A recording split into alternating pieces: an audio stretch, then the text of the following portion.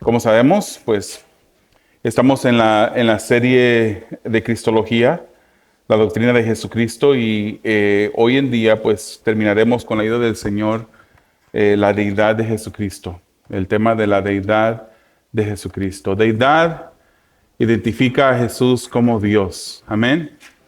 Y vamos a estudiar todas esas cosas que la palabra del Señor nos dice acerca de cómo es Jesús Dios. Y le voy a pedir que me ayude a orar en este momento.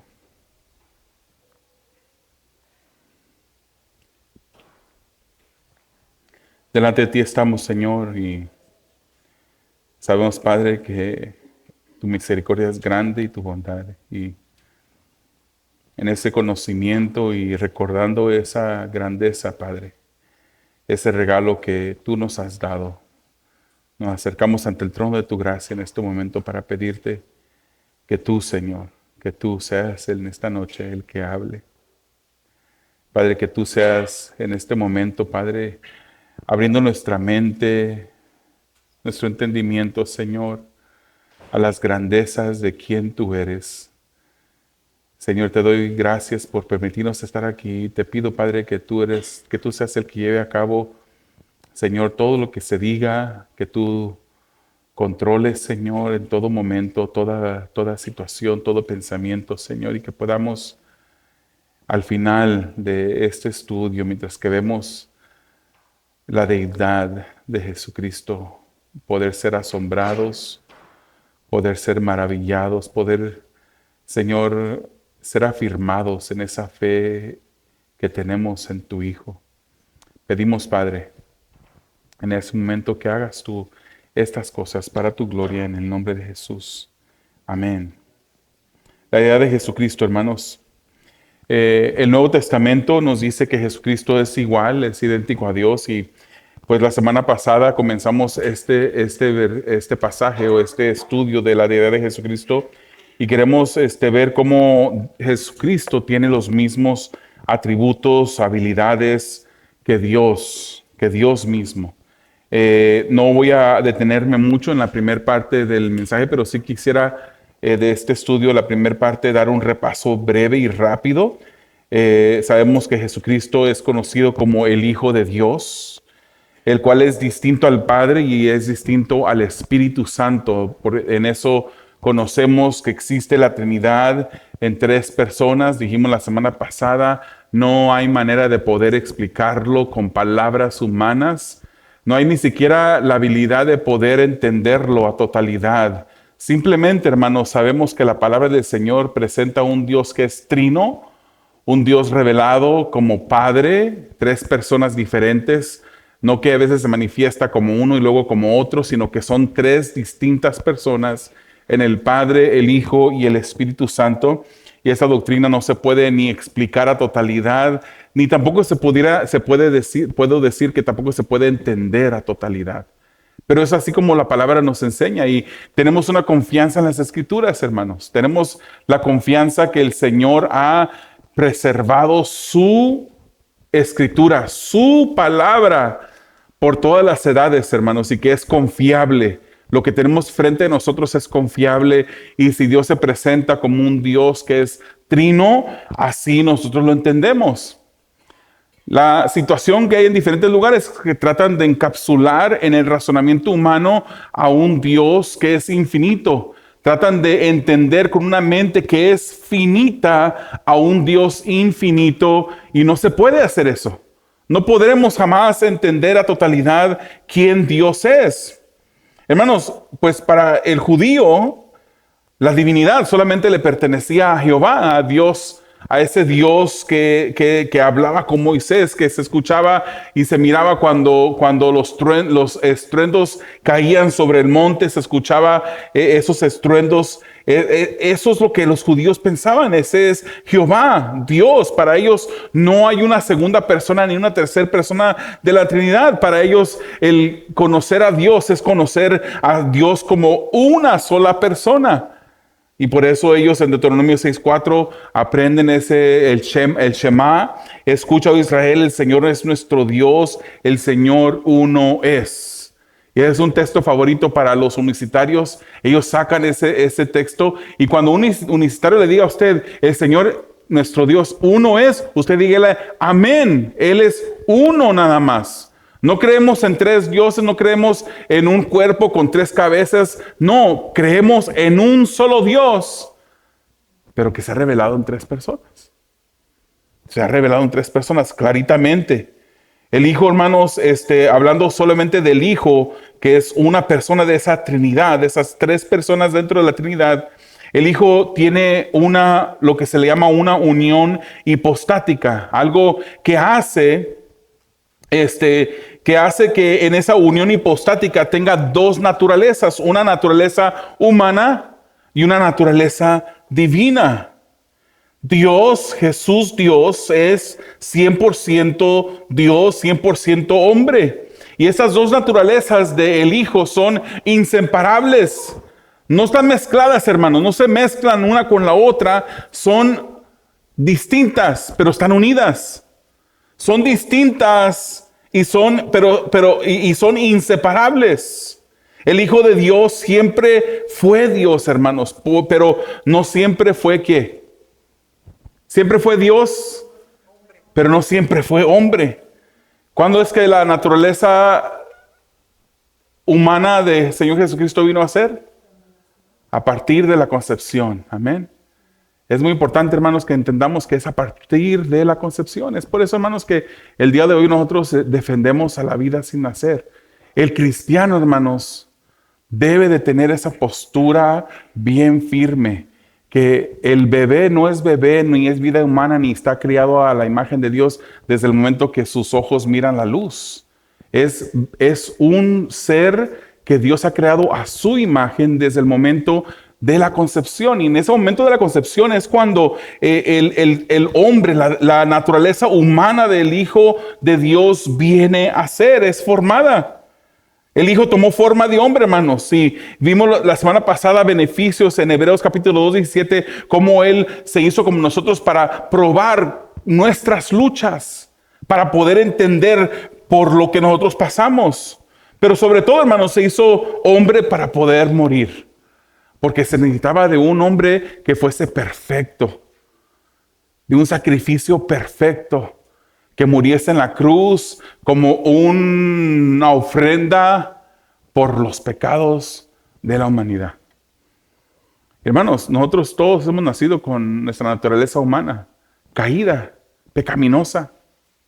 Seguimos batallando con el pecado. Jesucristo fue perfecto desde que nació. Él no cometió pecado, hermanos. Él fue perfecto, él se mantuvo de caer en esas tentaciones y pecar en contra de su Padre. Entonces Él tuvo que venir y como ser perfecto, Él entrega su vida como hombre, es muerto en su carne humana, es muerto, y Él hace el sacrificio que le tocaba a usted hacer y a mí. Él muere en nuestro lugar. Él muere con una muerte sustitutoria. Él fue nuestro sustituto, que muere en la cruz del Calvario. Vimos que algunas veces Jesús operaba bajo su humanidad.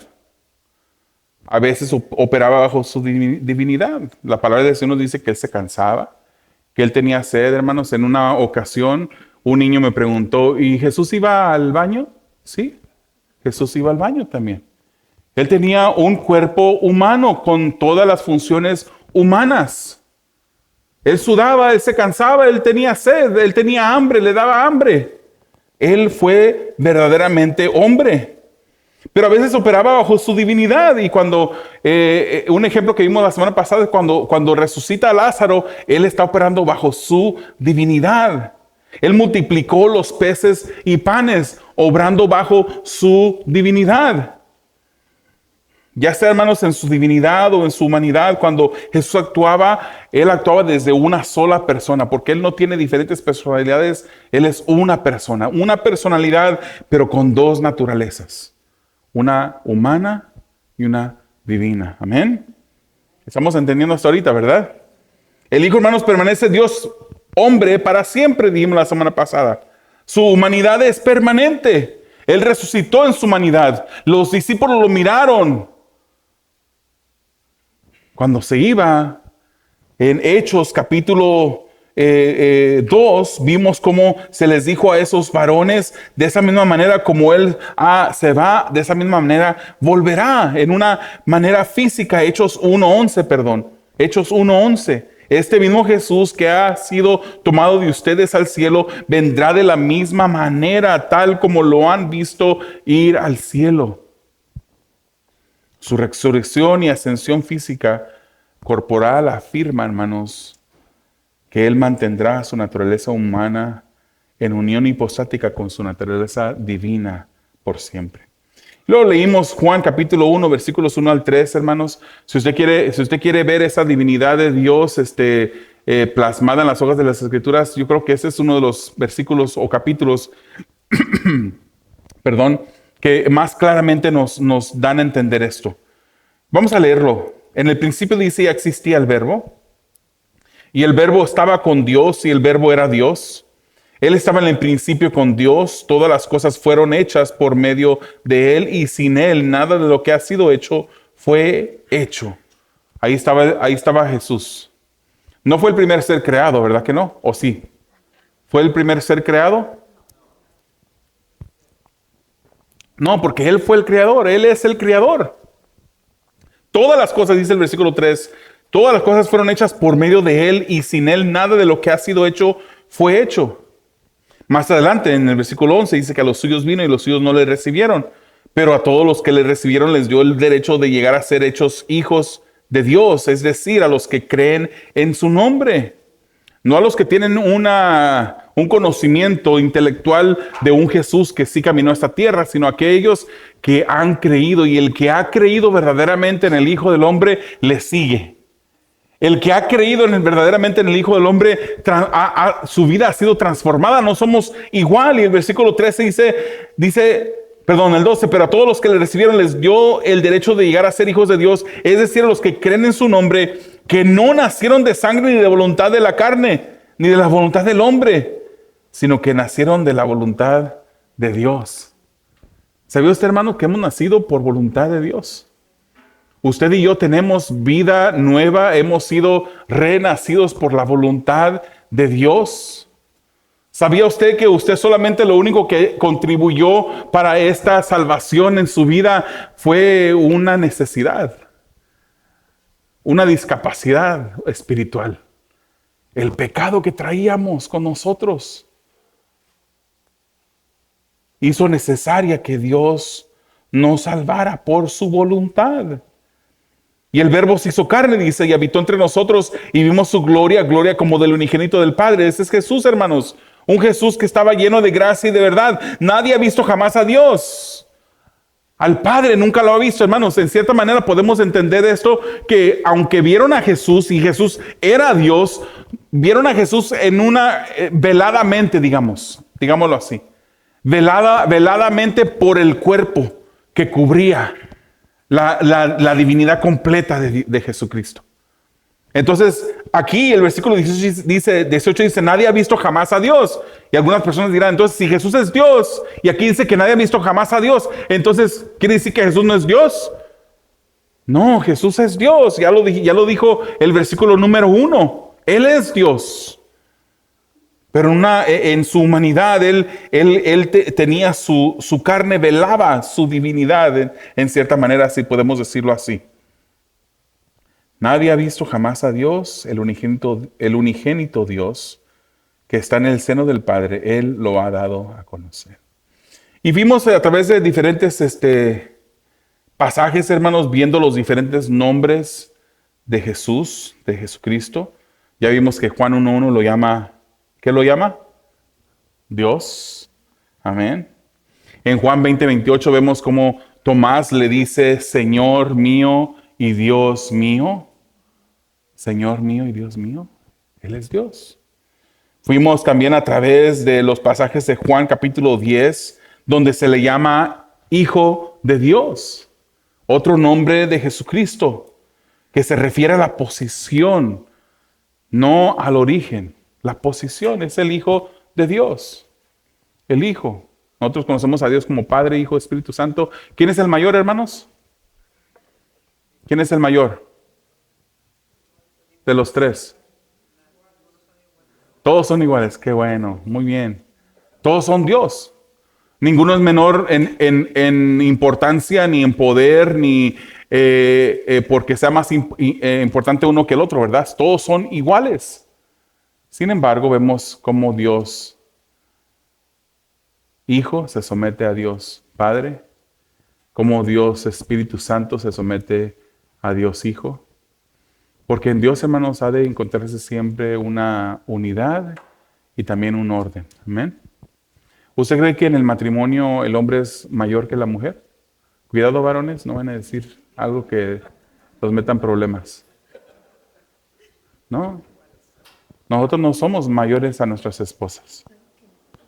En el matrimonio, Dios nos ha dado la misma importancia. Somos igual de importantes para Dios, pero tenemos diferentes funciones.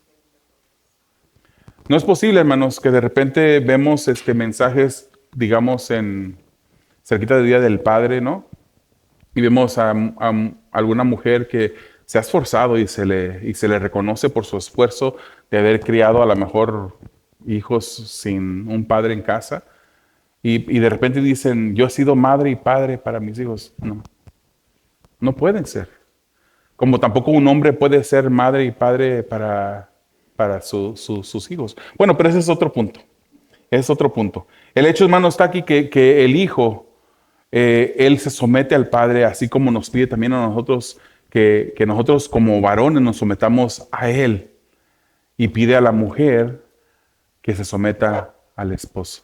Hay orden en la cosmovisión divina. También se le llama Señor. Vimos cómo a Dios, a Jesucristo se le llama Señor. Vimos Filipenses capítulo 2, versículos 5 al 11, donde dice, haya pues en ustedes esta actitud que hubo también en Cristo Jesús, el cual, aunque existía en forma de Dios, no consideró el ser igual a Dios como algo a que aferrarse. Pero fíjese cómo termina este pasaje en el versículo 11, que en un día toda lengua va a confesar que Jesucristo es ¿qué? Señor, para gloria de Dios Padre. Y preguntaba la semana pasada, con una pregunta importante para cada uno de nosotros. Le llamamos Señor, pero ¿es en verdad nuestro Señor? ¿Nos comportamos en verdad como que sí es Señor de nosotros? Si es Señor, ¿qué conlleva el que Jesucristo es Señor, hermanos? El que sea Señor quiere decir que es soberano sobre nuestras vidas. Quiere decir que es nuestro dueño. Quiere decir que tiene autoridad sobre nosotros. Quiere decir que nosotros debemos sujeción a nuestro Señor. Que nosotros debemos obediencia a nuestro Señor. Entonces, la palabra lo llama Señor. Pero lo llamamos nosotros Señor solamente. ¿O es nuestro Señor? Se le llama Señor de gloria también, de acuerdo a 1 Corintios 2:8. Se le llama el Santo. Vimos esto en Isaías 48:17. Vimos esto también en Hechos 3:14. Jesucristo es santo, hermanos. A él se le llama el primero y el último. Isaías 44, Apocalipsis capítulo 1, versículo 5, Apocalipsis 2:8. Y por ahí ahora entramos a sus atributos de Jesucristo. Eso fue un repaso de lo que vimos la semana pasada. 19 minutos de repaso, les pido disculpas. Hermano, los atributos prueban que Jesucristo es Dios. Sus atributos prueban que Él es Dios. ¿Usted sabía que hay algo que se le llama la teología propia? La teología propia es el estudio de la persona de Dios. Es un estudio general de Dios. La teología propia. Esto incluye el estudio de su existencia, su carácter, sus atributos, sus obras según la Biblia. Esencialmente, la teología propia contesta la pregunta, ¿quién es Dios y qué hace Dios? ¿Quién es Dios y qué hace Dios? En esa teología propia, hermanos, que es un tanto general, la teología propia, es un poquito más general que algo más específico. Por ejemplo, hay otra rama de la teología que es paterología. Otra rama de la teología que se llama neumatología. Y no es el estudio de los neumáticos. Paterología y neumatología. Esas otras, por ejemplo, la paterología es el estudio de la persona específica del Dios el Padre. El estudio del Padre. Mientras que la neumatología es el estudio de la persona de Dios Espíritu Santo. El estudio de la persona de Dios Espíritu Santo. Entonces Jesús tiene los atributos de Dios porque Él es Dios.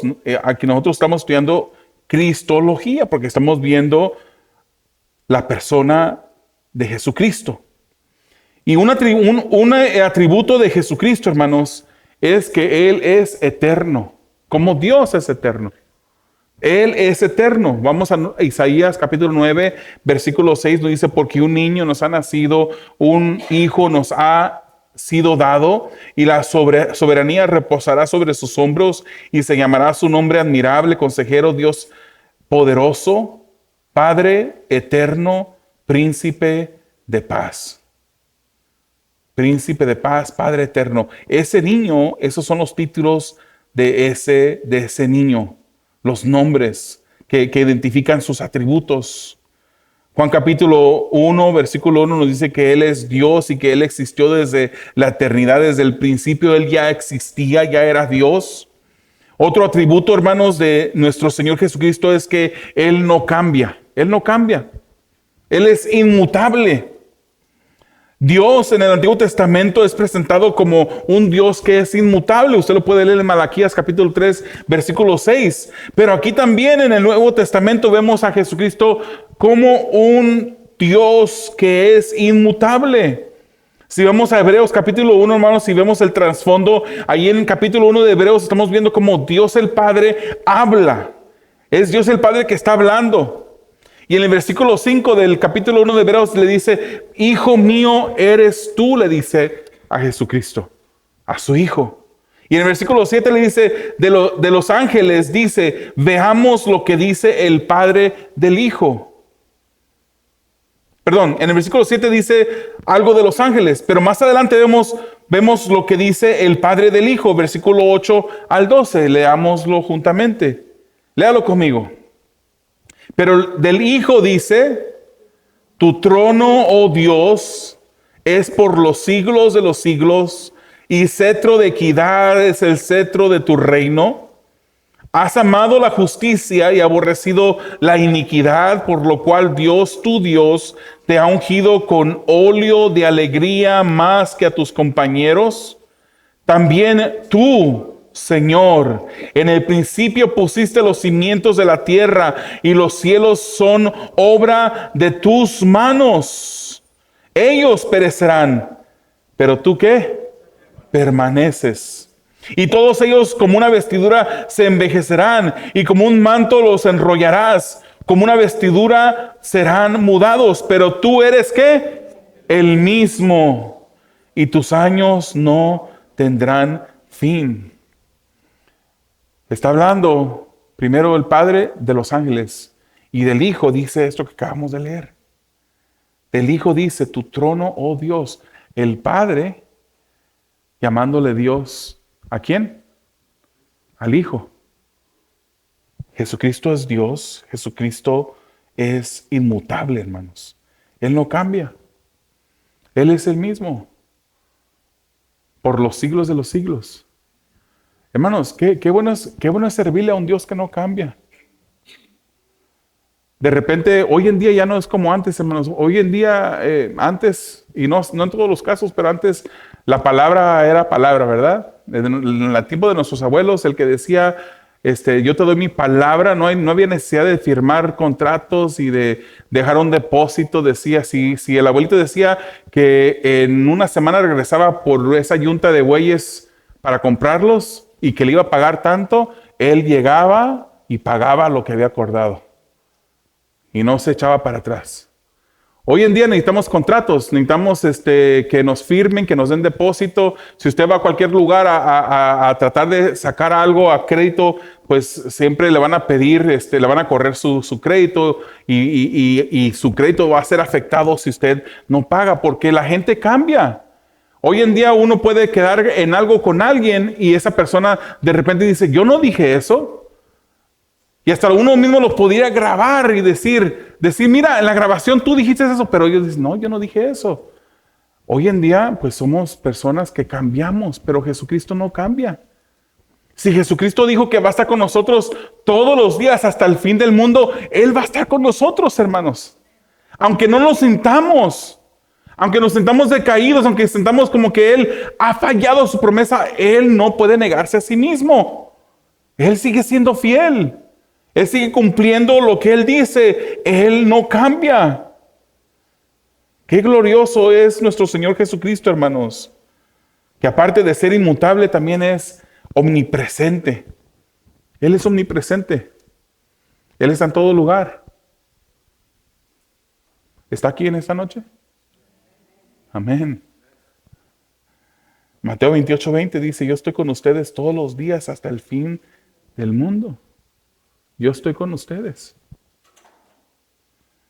Él no solamente es omnipresente, Él es omnisciente también. Otro atributo que solamente Dios tiene, hermanos. Él es omnisciente. Juan 2, versículo 23 al 25 dice, cuando Jesús estaba en Jerusalén durante la fiesta de la Pascua, muchos creyeron en su nombre al ver las señales que hacía.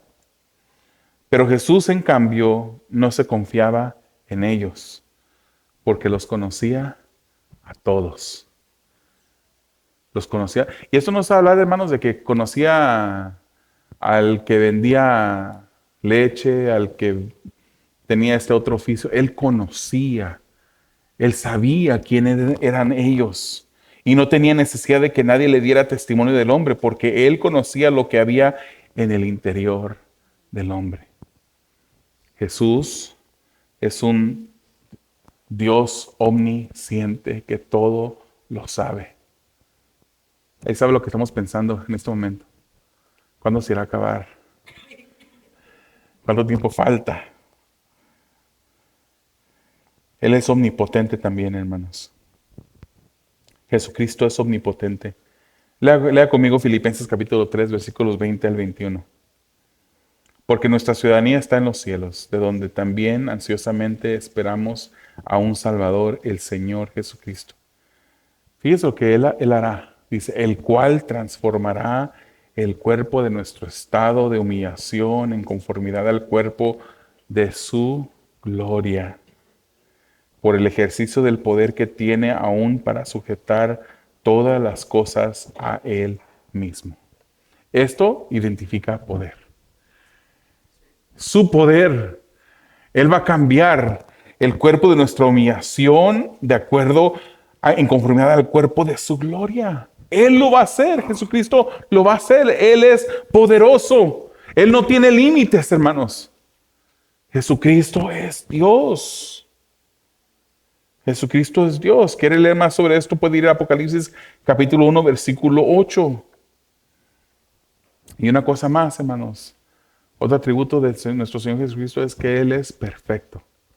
Él es perfecto. Aún en su humanidad, aún en su humanidad. En una clase de teología en el seminario, un profesor habló sobre algo que para mí fue como un esclarecer de mi conocimiento, mi entendimiento de quién es Jesús. Él dijo, pues, que todos nosotros hemos nacido con nuestra naturaleza humana, la cual hemos heredado de Adán por medio de nuestros padres, ¿no? Pero Jesucristo fue engendrado de sangre, tuvo padre biológico, Él fue concebido por obra del Espíritu Santo. Y Jesucristo es perfecto, hermanos. Fue perfecto siempre y siempre lo será. Fíjense lo que dice Hebreos 2:10.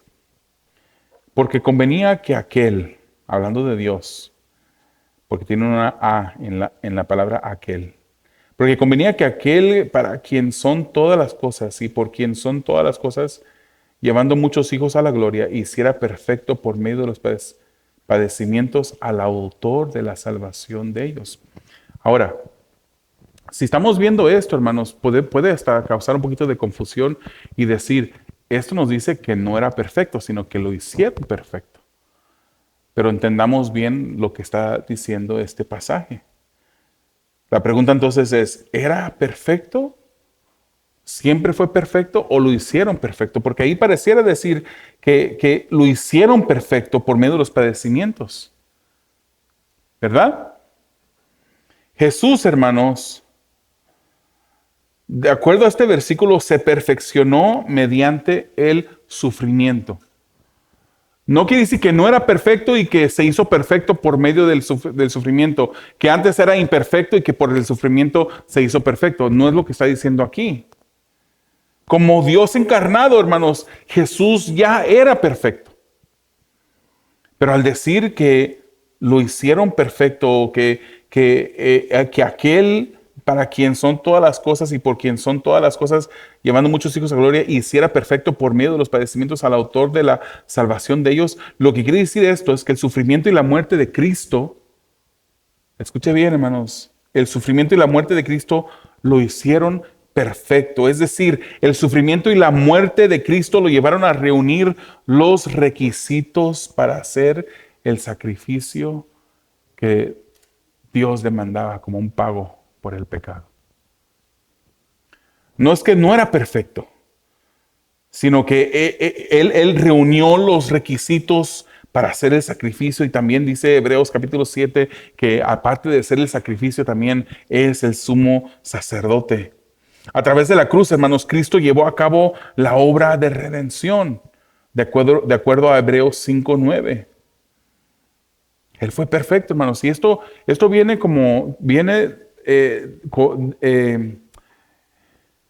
anunciándose, o es un tipo de las cosas que estaban pasando en el Antiguo Testamento. Usted sabía que en Levíticos 22, cuando un animalito se llevaba al sacrificio, ese animalito tenía que ser, ¿qué? Perfecto, sin mancha, perfecto. El sacerdote lo examinaba al animalito. En ese Antiguo Testamento, para los que no conocen, había, digamos, en el tiempo del tabernáculo, cuando no había una estructura física permanente. Después vino el templo, pero en ambos, en el tabernáculo y en el templo, se traían animalitos para sacrificarlos. Y ese sacrificio de esos animales cubrían el pecado. Ni siquiera eran suficiente para borrar y limpiar como el sacrificio de Jesucristo fue suficiente. Pero cuando esos animalitos eran traídos al templo o al tabernáculo, los sacerdotes que ministraban o los que estaban ahí examinaban los animalitos.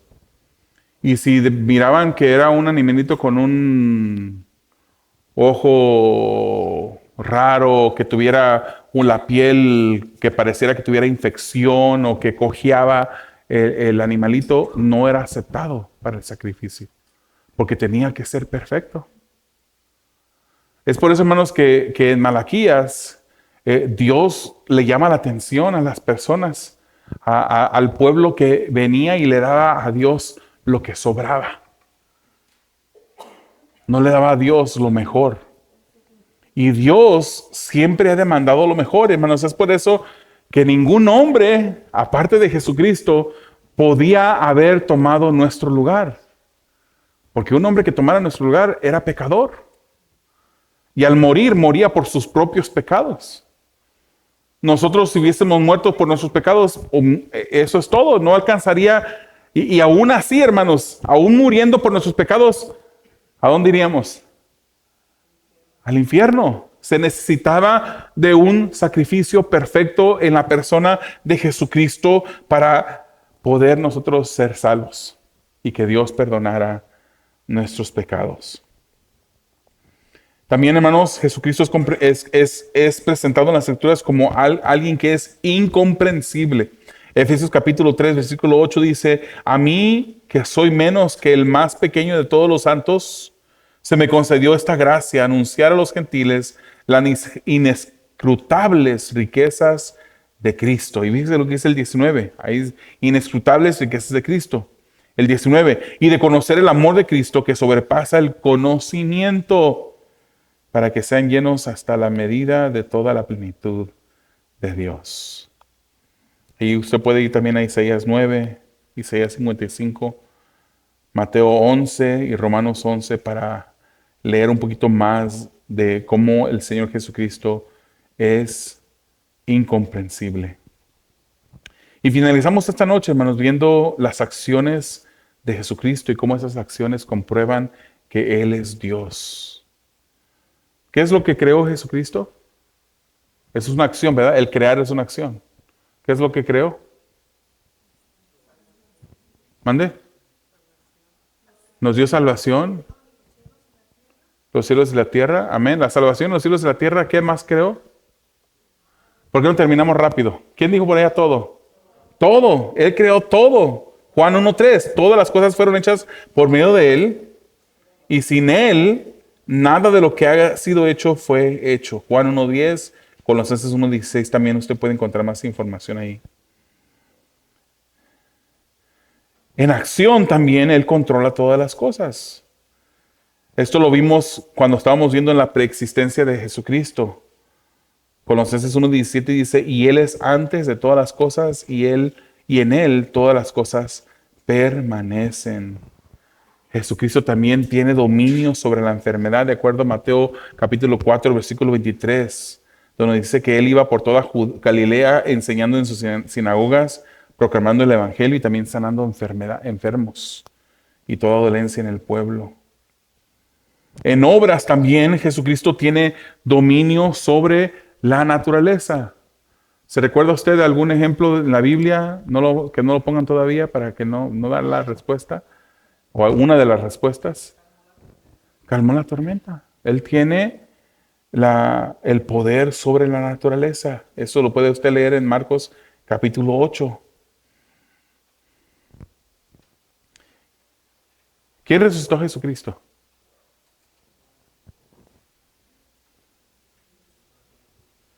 ¿El Padre? ¿El Espíritu Santo? Él mismo. Hay diferentes versículos en las Escrituras que nos enseñan que fue el Padre. Él dijo, pero tengo también el poder para volverla a tomar. Yo doy mi vida, pero tengo la habilidad, el poder. Dice Juan 10:18, nadie me la quita, sino que yo la doy de mi propia voluntad. Dice, tengo autoridad para darla y tengo autoridad para tomarla de nuevo. Este mandamiento recibí de mi Padre. Él tiene el dominio sobre la muerte. Y vimos ya otro ejemplo en Lázaro, en Juan capítulo 11, cuando Él lo resucita. ¿Y por qué es Dios, hermanos? Él también tiene el poder de perdonar pecados. Él tiene el poder de perdonar pecados. ¿Se recuerda la historia en un momento cuando 4 amigos o 4 hombres traen a un paralítico que estaba en cama y que la casa estaba tan llena que no podían entrar a traer ese paralítico? ¿Y qué es lo que hacen estas personas? Y creemos que era en Capernaum y que por ser en Capernaum pues era la casa de ¿quién? De Pedro. Esas personas hacen un hoyo en el techo y hacen descender a este hombre. Y cuando desciende este hombre, ¿qué es lo primero que hace Jesucristo? Le dice, levántate y anda. ¿Qué le dice? Tus pecados le perdona sus pecados. Y los líderes religiosos que estaban ahí dicen, ¿cómo es blasfema? Solamente Dios tenía la potestad de perdonar pecados. Pero noticia para los líderes religiosos, en medio de ellos estaba Dios. Él era Dios. Usted puede leer eso en el libro de Marcos capítulo 2. Juan capítulo 10 dice, mis ovejas oyen mi voz y yo las conozco y me siguen. Yo les doy vida eterna y jamás perecerán y nadie las arrebatará de mi mano. Mi Padre que me las dio es mayor que todos y nadie las puede arrebatar de la mano del Padre. Yo y el Padre somos, amén, somos uno, somos uno. Entonces, hermanos, nosotros cuando alabamos a Jesucristo, cuando venimos a este lugar y nos reunimos para escuchar de Jesucristo, la reacción o el resultado que debe de haber en nuestras vidas es de una admiración más grande por Él. Él es Dios. ¿Cuántos de ustedes alguna vez estuvieron en una secta que creía que Jesucristo no era Dios? ¿Ninguno de ustedes? ¿Nadie? Todos conocieron la verdad desde el principio, no estuvieron engañados. Más que engañados por el diablo, ¿verdad? Qué bueno, hermanos, qué bueno, porque Jesucristo es Dios. Ahora usted ha sido equipado con estas citas, si estuvo apuntando, espero que sí.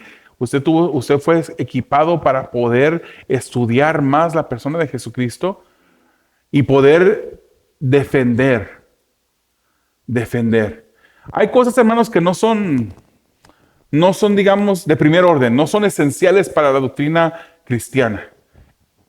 La deidad de Jesucristo es esencial. Hay otras cosas que no son esenciales, que usted podrá decir, pero yo creo que los dones sobrenaturales aún siguen en existencia en este momento. Otra persona dirá, no, yo no creo que los dones siguen en existencia, que esos fueron para la iglesia apostólica. Bueno, en eso no vamos a dividir por eso.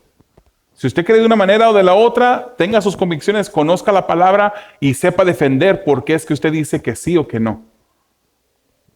Ahora usted tiene las herramientas para poder defender la deidad de Jesucristo. Sus nombres, sus atributos, sus obras confirman que Él es Dios. Sus nombres son divinos, sus atributos son divinos, sus acciones y obras son divinas. Amado Dios, te damos gracias. Gracias, Padre, por haber enviado a tu Hijo Jesucristo. Gracias por haber permitido que nosotros fuésemos salvos por medio de sacrificio, la fe en Jesús. Señor, te damos gracias por esta palabra que contiene toda verdad, Señor, que nos revela que tu Hijo es Dios. Ayúdanos, Señor, que al llamarle Señor no solamente le llamemos así, sino que nuestras vidas estén completamente dedicadas a Él. Para tu gloria y para tu honor lo pedimos en el nombre de Jesús. Amén.